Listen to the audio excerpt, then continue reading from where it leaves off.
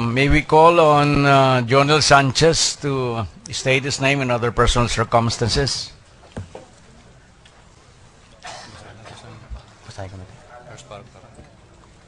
Ako po si Jonel Sanchez Tan, 40 gulang, Pilipino, may asawa, may 2 anak, at kasalukuyang nakatira sa Cluster 13, 3B, Madrigal, Compound, Malacanang Park, Manila.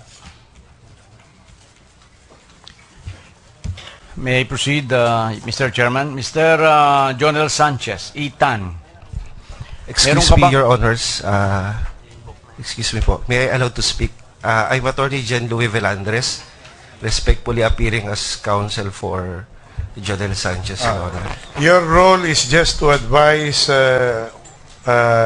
witness of His rights. his rights. No? Yes, So, Your yun Honor. lang. So, papayagan ka lang namin magsalita Opo. para sabihan mo yung iyong kliyente, no? But not as a lawyer here for your to say whatever you want, no? Opo, Ano lang. Mr. Chairman. Ngunit maaari po bang mapagbigyan na magsalita tungkol lamang doon sa issue ng immunity? I'm sorry, we would rather hear the witness than you. So anyway, Opo. similar to our previous procedure, we will ask na-identify na ho ba yung document? Now only. Sige, hindi pa? May I proceed, yes? Opo. Sige. Excuse me, sir. Ginawang Sir, kahit wala po akong immunity, nagsasabi lang po ng katotohanan dito ngayon. Salamat. and besides, Chairman, Mr. Chairman, we are already in receipt of the 2 immunities granted by the Speaker. So kindly read into the record, please.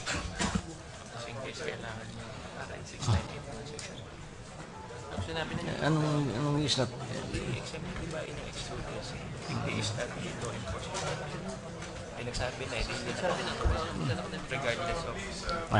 Mr. Secretary. May I continue, Mr. Chairman? Ginoong Jonel Sanchez, Itan, meron ka bang ginawang isang sinumpang salaysay? Meron po, sir. May 3 pahina. Opo, May sir. petsang September 30, 2016. Yes, sir. Your Honor, may we request that this affidavit of... But first, I'm showing you, pinakikita ko sa iyo ang sinumpang salaysay na ito na may 3 pahina. Pakibasa mo nga at sabihin mo sa kagalang-galang na committee na kung ito yung pinasabi mong sinumpang salaysay na ginawa mo.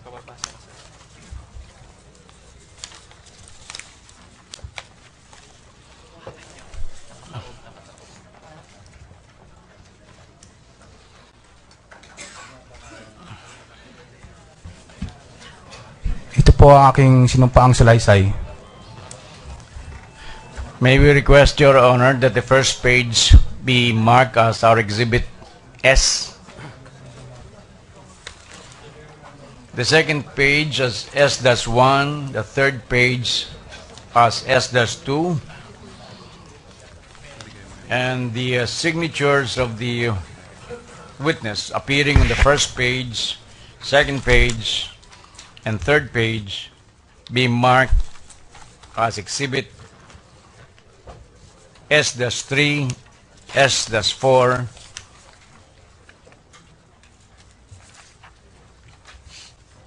and the last page S-2-A.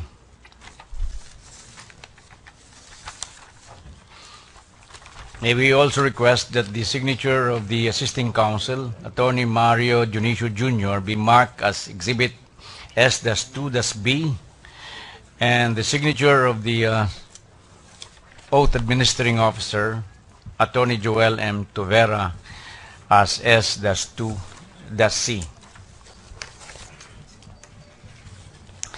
Mr. Sanchez, pinatutunayan mo ba na ang lahat ng nilalaman ng iyong sinampang salaysay na ito ay totoo?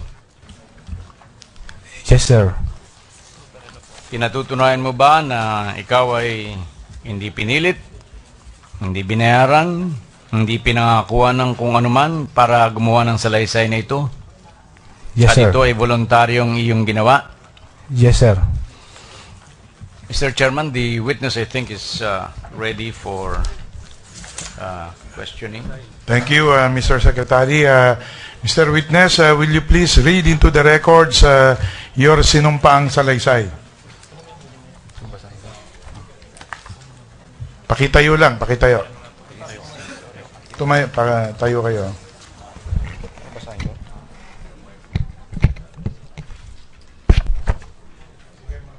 Mukhang mahirap daw sa mic. Pwede ka na umupo. Mataas, sir. Tangkad mo eh. Ako si Junel Sanchez Tan, 40 taong gulang, Pilipino, may asawa, 2 anak at kasalukuyang nakatira sa Cluster 13-3B, Madrigal Compound, Malacanang Park, Manila. Matapos makapanumpa ng ayon sa saligang batas ay nagsasaad ang mga sumusunod. Number 1, na ako po ay nakatalaga bilang area security ng Presidential Security Group PSG mula 1998 hanggang sa kasalukuyan. Noong July 2010 ako po ay na-detail bilang close-in security aide ni dating DOJ Secretary Laila de Lima. Hanggang May 2015, bilang close-in security ni SOJ de Lima, tungkulin ko po na pamangalagaan ang kanyang kaligtasan sa mga lakad niya at kung minsan naman po ako ang kanyang security aide kung saan ay kasama siya sa loob ng kanyang sasakyan upang tulungan siyang dalhin ang kanyang mga personal na gamit tulad ng bag, papeles, cellphone at makeup kit. Number 2 po, na ako at ang members ng security ay madalas nakasama ni SOJ de Lima tuwing siya po ay pumupunta sa Bilibid Prison NBP, kung saan siya rin po ang tumatayong direktor ng NBP habang wala pang itinatalagang permanenteng direktor noon. Nakita ko po na kinakausap niya ang mga commanders ng bawat pangkat upang pag-usapan ang mga issue sa loob ng Bilibid. Number 3 po, ang close-in security ni SOJ de Lima, pinamumunuan ni Mr. Ronnie Dayan na kung tawagin namin ay boss. Siya po ang nagbibigay sa amin ng instruction at orders galing kay SOJ de Lima. Siya rin ang nagbibigay ng weekly food allowance namin at monthly allowance. Maganda naman ang pakikitungo sa amin ni Mr. Ronnie Dayan at naging ninong siya ng aking bunsong anak. Napansin ko lang na di pangkaraniwang pagkamalapit ni Ronnie Dayan at napansin ko lang ni SOJ de Lima at kalaunan na kumpirma ko na may relasyon ang dalawa dahil si Ronnie Dayan ay sa bahay ni SOJ natutulog. Maging sa mga out of towns na lakad namin, silang dalawa ay magkasama sa isang kwarto. Madalas din kaming pumupunta sa bahay ni SOJ de Lima sa Bicol at kapansin-pansin ang sweetness nila. Habang kami ay bumabiyahe papuntang probinsya, sila po ay nagsusubuan ng nilagang saging ng Saba. Kami rin ay pumupunta sa bahay ni Ronnie Dayan sa Orbis Tondo, Pangasinan kasama ni SOJ de Lima. At pag birthday ni Ronnie Dayan tuwing last week ng December ay pumupunta si SOJ de Lima at doon na nagpapaabot ng New Year. Sa tuwing kami ay mag-grocery, binibila ni SOJ de Lima si Ronnie Dayan ng paborito niyang Pondador at Marlboro. Binibilan din ni SOJ de Lima si Ronnie Dayan ng barong, sapatos at mga personal na gamit hanggang tahasan ng ipinagyayabang ni Ronnie Dayan ang relasyon nila ni Secretary de Lima. Number 4 po. Noong taong 2012, habang kami ay nasa Malacanang compound, ako po ay nagulat sa aking nakita. Habang kami po ay nakapark, ako ay tinawag ni Bantam, driver ni SOJ de Lima. Habang hawak-hawak niya ang cellphone ni Ronnie Dayan na naiwan sa loob ng sasakyan, nagulat po ako nang ipinakita ni Bantam sa akin ang video ni SOJ de Lima at Ronnie na may 2 sex video. Ang isang video ay nagpupusing si SOJ malapit sa shower room na hubad-hubad. At ang isa namang video ay nag-BBJ si SOJ de Lima kay Ronnie Dayan. Nailang po ako sa aking nakita at hindi ko na tinapos panoorin. Naging biruan na lang namin ang nasabing video.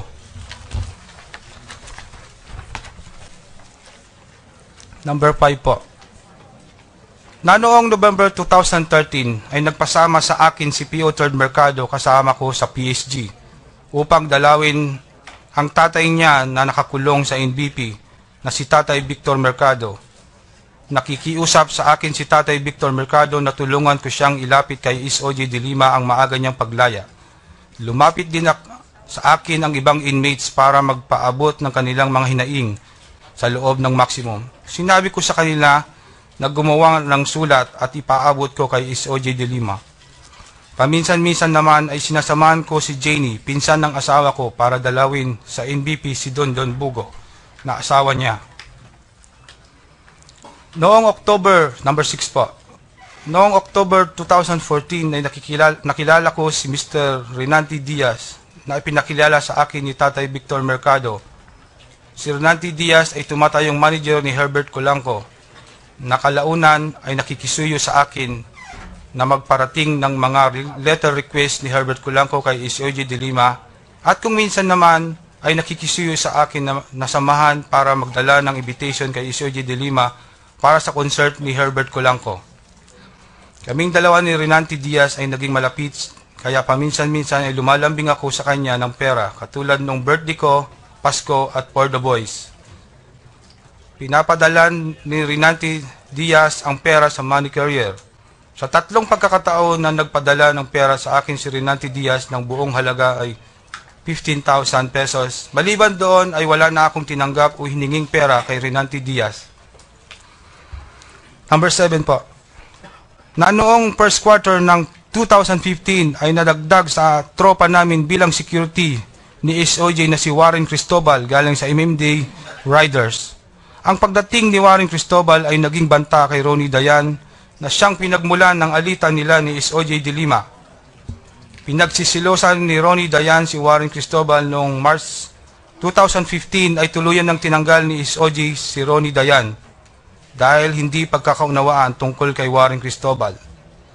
Mula noon ay si Warren Cristobal na ang tumatayong security aid at driver ni SOJ. Sa kanya na rin kami tumatanggap ng instruction or orders mula kay SOJ. Kapansin-pansin din ang closeness ni Warren Cristobal at SOJ kung kaya't nagdududa na kami na may special na relasyon ang dalawa.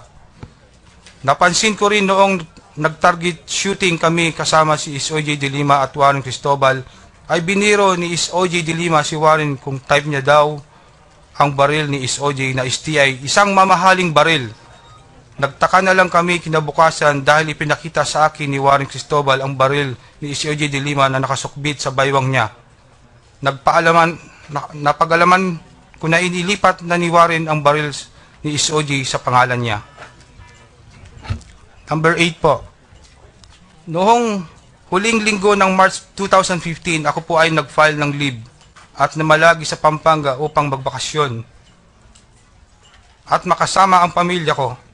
Noong unang linggo, May 2015, ako'y bumalik sa trabaho at nag-report kay SOJ de Lima. Makalipas ng 3 araw, ay sinugod namin ang tatay ko sa ospital dahil sa atake sa puso. Humingi ako ng tulong kay SOJ, ngunit hindi niya ako tinulungan, kaya gumawa ako ng paraan at lumapit kay Associate Commissioner Repiso ng Bureau of Immigration. Ako ay kanya namang ni-repair kay Governor Umali ng Mindoro kung saan ang asawa niya ay chief nurse ng Heart Center. Ito po ay ikinagalit sa akin ni SOJ de Lima na siyang itinatanggal ko bilang close-in security. Noong banding yon ako ibinalik sa PSG kung saan ako ay nag-duty bilang area security ni Pinoy. Number 9 po. Ito po ang aking kusang loob na salaysay upang linisin ang aking pangalan na nadadawit sa investigasyon tungkol sa kalakalan ng illegal na droga sa loob ng National Bilibid Prison. Hindi po ako tinakot, pinilit o pinangakuan ng kahit anumang pabuya para gawing salaysay na ito. Pinatutunayan ko din ang salaysay na ito ay pawang katotohanan lamang.